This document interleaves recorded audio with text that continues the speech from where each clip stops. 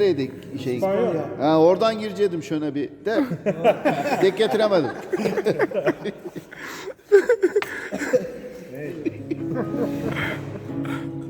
Allah ömrü güvensin.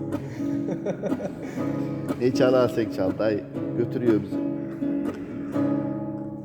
صدای نم نم بارون تو که نیستی چه دلگیره هوا وقتی میشه ابری دلم واسه تو میگیره منم قطره بارون که میشینه روی موها اگه حتی شکستم من نیاری خم به ابروها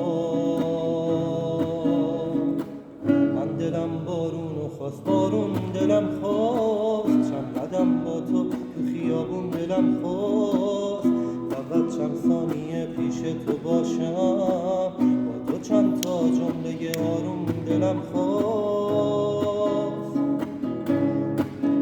اگه میری یه کاری کن گلای پشت سرت باشه حواست باشه شاید این مسیر آخرت باشه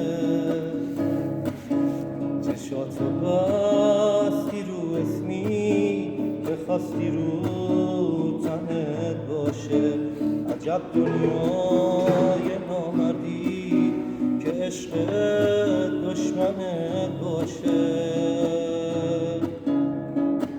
من دلم بارونو خواست بارون دلم خواست چند قدم با تو تو خیابون دلم خواست فقط چند ثانیه پیش تو باشم با تو چند تا جمله آروم دلم خواست دلم بارونو خواست بارون دلم خواست چند قدم با تو تو خیابون دلم خواست فقط چند ثانیه پیش تو باشم با تو چند تا جمله آروم دلم خواست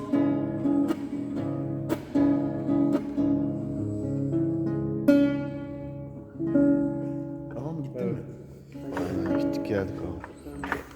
Nereye?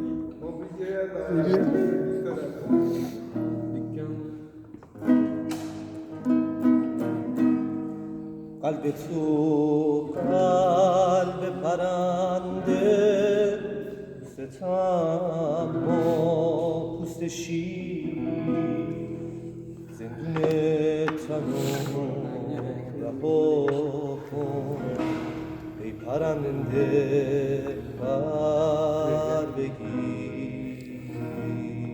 Efendim?